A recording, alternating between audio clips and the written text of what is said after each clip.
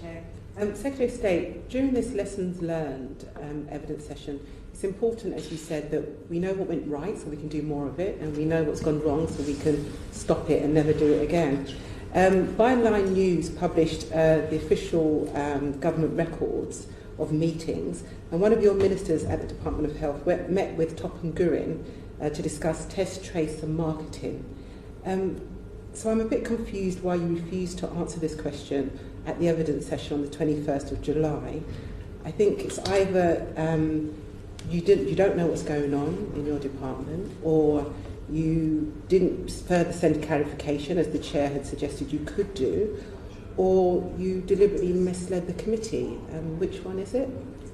I'm sorry, I haven't deliberately misled the committee. I don't really understand the previous... So on the 21st of July, I asked you the involvement of Topham Gurin with the test and trace with the Department of Health, and you said it's got nothing to do with the department.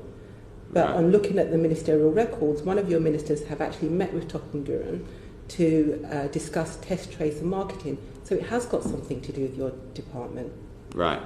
We meet an awful lot of people, and we meet people who can help us to tackle this virus. And as far as I understand it, Topham Gurin are an organisation which can help understand public sentiment, public views, and obviously the public's views are a material factor in how successful a public health intervention can be.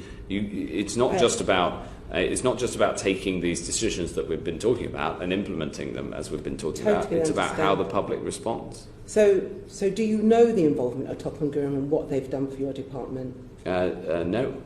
Okay. So, I mean, they were given £1.5 million to do marketing for your department. And they must have done a good job, because that contract's now been extended and they've been given another £1.5 million. They were given £3 million in total. I think it is really important that we understand the role that Topham Gurin has played in the department, and that you inform the committee what they've done and how they've done it, so that we know whether we've received value for money. Because your Minister, Lord Bethell, said that lots of contracts have been given via informal arrangements. And I wonder whether Topham Gurin were given this contract because they worked on the Conservative 2019 election campaign. As I say, Topham Gurin is an excellent organisation, and we use all sorts of excellent organisations in the Department for Health, and understanding the public's response to the actions that were taken are absolutely critical. Yeah. So I don't think there's any issue here at all. I mean, it is interesting that you say that they're an excellent... Also, there's a point about formality. All contracts in the department are properly signed off, and that's done by the brilliant civil service team, taking into account the conditions at the time. So, Secretary of State, I think the National Audit Office recent report, would says something very differently. No, on the contrary, if I can just respond to that point.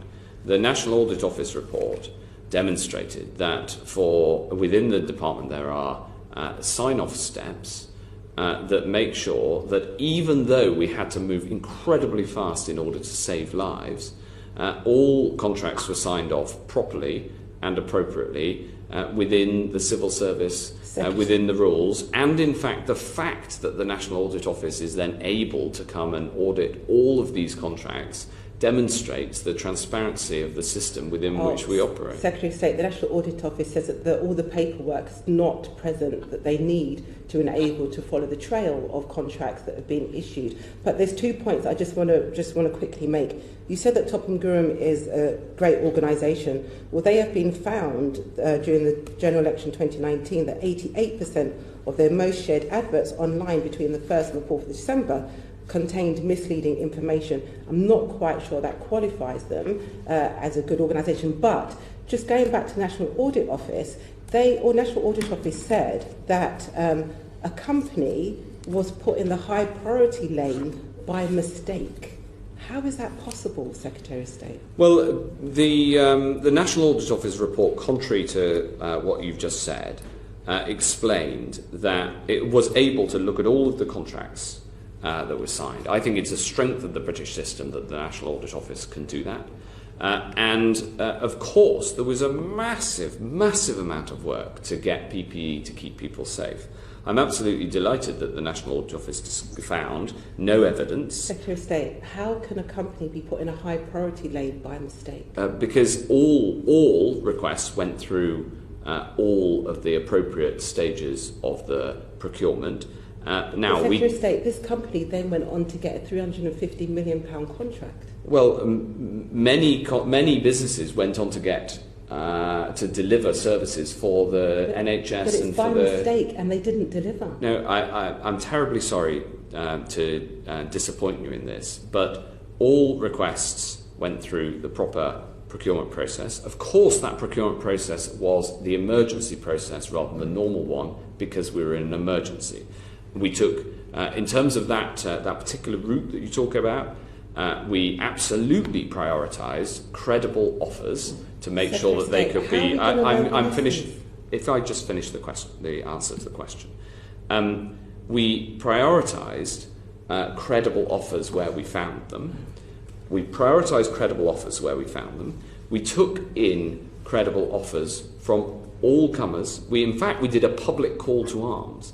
We had support and proposals put forward that went into, that were looked at from members of the Labour Party, members of the Liberal Democrats. The BMA were brilliant. We worked with them. The RCN, that we worked with them. We worked with anybody to make sure that we could get as much, in this case PPE, as possible in those contracting arrangements, and that is all borne out by the National Audit Office report. Nobody's denying it's a difficult job. Nobody's denying it was a mammoth feat to where we've gotten to. But if we're going to learn the lessons, we really have to be honest about what's happened. That's right. Thank you very much. And the National Audit Office, I'm delighted to say, is able to come and audit all these things.